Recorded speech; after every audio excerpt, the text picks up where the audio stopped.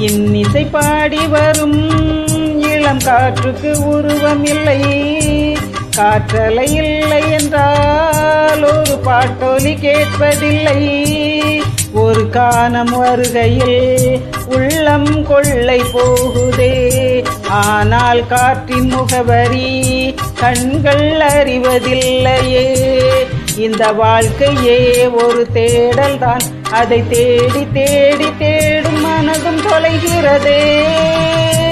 இன்னிசை பாடி வரும் இளம் காற்றுக்கு உருவம் இல்லை, காற்றலை இல்லை என்றால் ஒரு பாட்டொலி கேட்பதில்லை.